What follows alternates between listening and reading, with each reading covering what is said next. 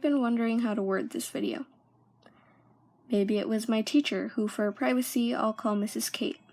Mrs. Kate was my 6th grade teacher, and for me at least, she was emotionally abusive. Or at least everything she said to me, she was.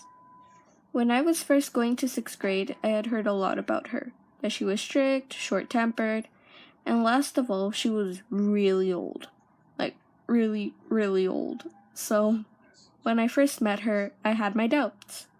People sometimes are dramatic, so I didn't really take everything everyone told me seriously. A few months had passed and she was fairly strict, but I guess any teacher would have done the same if they had rowdy 6th graders. And now I'm getting off track, so I'll just get to the point. Mrs. Kate made everyone do book clubs. We didn't get to choose our groups.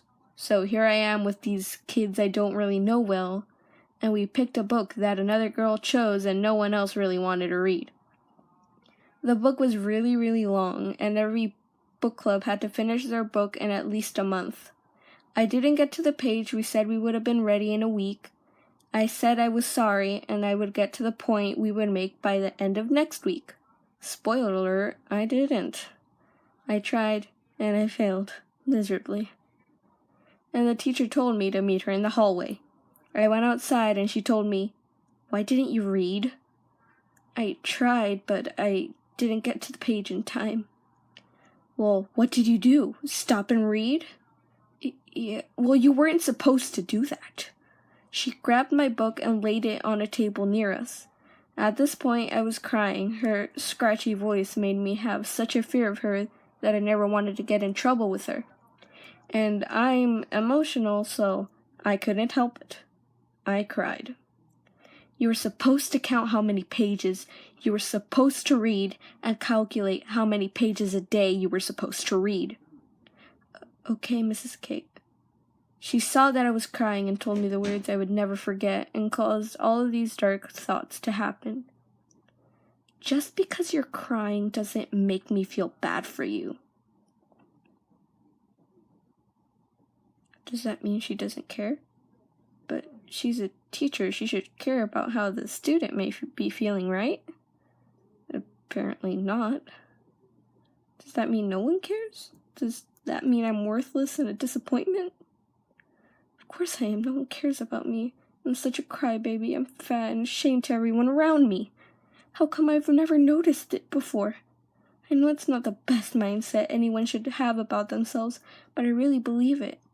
And of course I had to walk back into class after the talk with Mrs. Kate in the hallway. And my face was so red and I was still crying and it was terrible. I was too afraid to ask to go to the bathroom, so I just went inside. And I saw everyone staring at me. I feel like everyone was wondering and judging me secretly behind my back. I still had to read. Mrs. Kate told me to. So I sat down at my desk and tried to read. But all these thoughts swarming in my head, they were attacking me and making me cry even more than I already was. It was terrifying. All these voices were telling me what a terrible person and how ugly I am and shameful I am. And then, "Paula, you've been crying for the past 15 minutes. Start reading." I'm trying. She told me to stop reading, to stop crying, and get to reading. I sometimes wonder what's going on in her head to say that. A lot of you are wondering, why didn't you tell your parents? I told my mom that Mrs. Kate was harsh. But every time I got the same thing. The same thing I got was, "She's preparing you for middle school." I didn't trust anyone at all. I felt like that if I told them my problems, they'd judge me for that, and bully me, or tell someone and force me to say all of this. I didn't want to be the talk of the school. Have you heard about that depressed girl? Yeah, she's so dramatic. She's terrible. I wouldn't hang out with her. At least that's what I felt they would say. Anyhow, a second time, I started failing on my work. My self-esteem went down, and I didn't want to do anything at all. One of those days was terrible, and I felt like committing suicide. and I didn't want to go to school. But I went anyway, because, we all gotta go to school, right? Mrs. Kate asked me the simplest question. What's 6 divided by 3? I couldn't find the answer. I was so overwhelmed. Was anyone staring at me? What are they thinking of me? Do they care? Am I stupid? Yeah. What am I expecting them to do? Of course I am. I don't know. She sat down next to me and said, I don't know what's going on with you, Paula. You need to start bringing your mind to school. My mind? Does that mean I'm stupid? You are stupid. You couldn't find the answer to a simple division question. She went to another person that actually brought their mind to school. I started not sleeping well. I had forced myself to stay up really late to finish my homework and read the book club book, so I wouldn't have to go through the mess again. I'd go to school so tired and dizzy. One of those days, I wasn't really sleeping. I started daydreaming in the middle of my classes. I was listening. It just went blurry a while after, and Mrs. Kate saw that I was daydreaming. Paula, stand up. What? You're tired. You need oxygen to flow through your brain. I got up. Everyone's eyes were looking at me. I felt so humiliated. A few minutes later, I decided, okay, it's been about 5 minutes. I should be okay. I sat down. No one told you to sit down. I had to stand up again, only for her to tell me a few seconds later that I could sit down. I could almost hear everyone's thoughts about how stupid I looked having to stand up in the middle of class by a teacher. Like you can tell, this really impacted how I saw everything. I thought I was a loser and that crying wouldn't help at all. It would only make me a crybaby and a humiliation to those around me. Heck, I didn't even trust my own parents. And they still don't. I think they'll just tell me the same thing like everyone else, that it doesn't matter, and that I didn't matter. I went to a counselor because my friend told me to do so, because she said it helped her to talk to the counselor, and it did help. A little. I started having moods. Talk back to my parents. Being angry or sad for no reason. I couldn't handle a little list of critique. One day I took my shoes off in my house and my mom told me to put them under my bed. I did. No, not like that. Try again. I tried again. No, you did it wrong. I was getting frustrated and angry and all these thoughts in my head. Ugh. You're so stupid, you can't do anything right. You're a disgrace of a daughter. Mom doesn't love you, she hates you. You're not perfect enough for her. Why can't you do anything right, you stupid girl? This is why no one cares about you.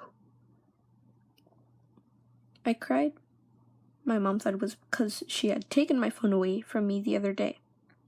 But as you can see, or hear, she was way off track. She called my dad into the room, and he thought the same. They gave me a talk about how I shouldn't be so obsessive over my phone.